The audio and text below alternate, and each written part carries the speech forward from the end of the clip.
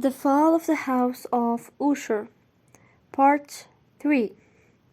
I was visiting an old friend of mine, Roderick Usher, in his old stone house, his palace, where a feeling of death hung on the air. I saw how fear was pressing on his heart and mind.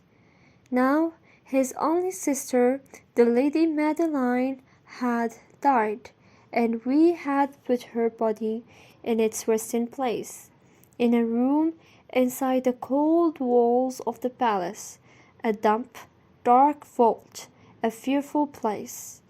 As we looked down upon her face, I saw that there was a strong likeness between the two.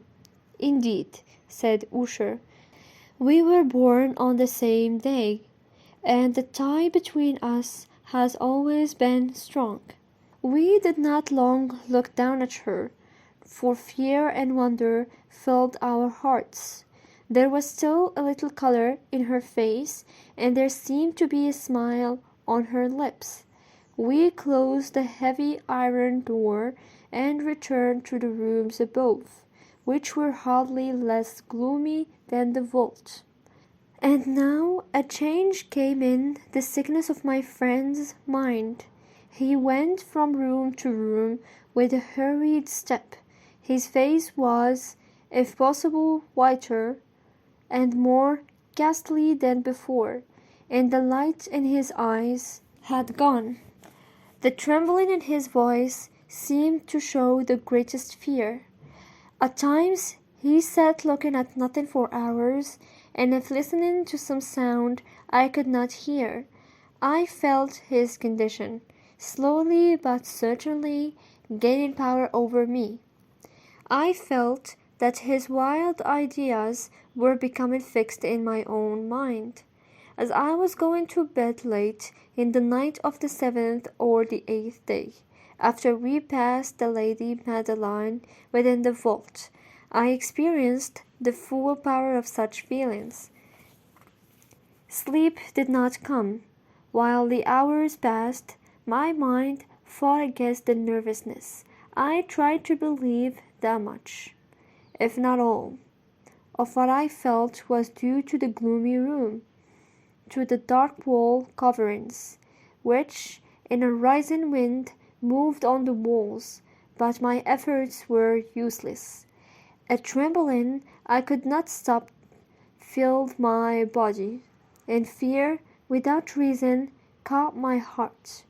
I sat up, looking into the darkness of my room, listening, I do not know why, to certain low sounds which came when the storm was quiet.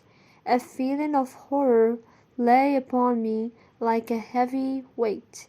I put on my clothes and began walking nervously around the room. I had been walking for a very short time when I heard a light step coming toward my door. I knew it was Usher. In a moment I saw him at my door, as usual very white, but there was a wild laugh in his eyes. Even so, I was glad to have his company. And have you not seen it? He said. He hurried to one of the windows and opened it to the storm. The force of the entering wind nearly lifted us from our feet. It was, indeed, a stormy but beautiful night, and wildly strange. The heavy, low-hanging clouds which seemed to press down upon the house flew from all directions against each other, always returning and never passing away in the distance. With their great thickness they cut off all light from the moon and the stars, but we could see them because they were lighter from below by the air itself, which we could see, rising from the dark lake, and from the stones of the house itself. You must not, you shall not look out at this, I said to Usher, as I led him from the window to a seat. This appearance, which surprises you so had been seen in other places too. Perhaps the lake is the cause. Let us close this window. The air is cold. Here is one of the stories you like best. I will read and you shall listen, and thus we will live through this fearful night together. The old book which I had picked up was one written by a fool for fools to read, and it was not, in truth, one that Usher liked. It was, however, the only one within easy reach. He seemed to listen quietly. Then I came to a part of the story in which a man, a strong man full of wine, begins to break down a door, and the sound of the dry wood as it breaks can be heard through all the forest around him. Here I stopped, for it seemed to me that from some very distant part of the house sounds came to my ears like those in which I had been reading. It must have been this likeliness that had made me notice them, for the sounds themselves, with the storm still increasing, were nothing to stop or interest me. I continued the story, and read how the man, now entering through the broken door, discovers a strange and terrible animal of the kind so often found in these old stories. He strikes it, and it falls, with such a cry that he has to close his ears with his hands. Here again I stopped. There could be no doubt. This time I did hear a distant sound, very much like the cry of the animal in the story.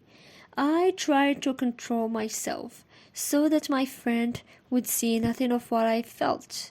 I was not certain that he had heard the sound, although he had clearly changed in some way. He had slowly moved his chair so that I could not see him well. I did see that his lips were moving, as if he were speaking to himself. His head had dropped forward, but I knew he was not asleep, for his eyes were open and he was moving his body from side to side. I began reading again, and quickly came to a part of the story where a heavy piece of iron falls on a stone floor with a ringing sound. These words had just passed my lips when I heard clearly, but from far away, a loud ringing sound, as if something of iron had indeed fallen heavily upon the stone floor, or as if an iron door had closed. I lost control of myself completely, and jumped up from my chair. Usher still sat, moving a little from side to side. His eyes were turned to the floor. I rushed to his chair.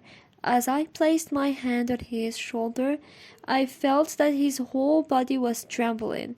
A sickly smile touched his lips. He spoke in a low, quick, and nervous voice, as if he did not know I was there. "Yes," he said, "I heard it. Many minutes, many hours, many days have I heard it, but I did not dare to speak. We have put her living in the vault. Did I not say that my senses were too strong? I heard her first movements many days ago, yet I did not dare to speak. And now that story, but the sounds were hers. Oh, where shall I run? She's coming to ask why I put her there too soon. I hear her footsteps on the stairs. I hear the heavy beating of her heart." Here he jumped up and cried as if he were giving up his soul. "I tell you, she now stands at the door." The great door to which he was pointing now slowly opened. It was the work of the rushing wind, perhaps, but no, outside that door a shape did stand, the tall figure in its grave clothes of the Lady Madeline of Usher. There was blood upon her white dress, and the signs of her terrible efforts to escape were upon every part of her thin form. For a moment she remained trembling at the door. Then, with a low cry, she fell heavily in upon her brother. In her pain, as she died at last, she carried him down with her, down to the floor. He too was dead, killed by his own fear. I rushed from the room. I rushed from the house. I ran. The storm was around me in all its strength as I crossed the bridge. Suddenly, a white light moved along the ground at my feet, and I turned to see where it could have come from. From only the great house and its darkness were behind me. The light was that of the full moon, of a blood-red moon, which was now shining through the break in the front wall. That crack which I thought I had seen when I first saw the palace. Then only a little crack.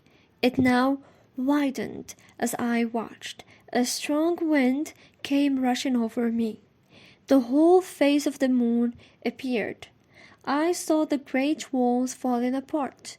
There was a long and stormy shouting sound, and the deep black lake closed darkly over all that remained of the house of Usher. The end.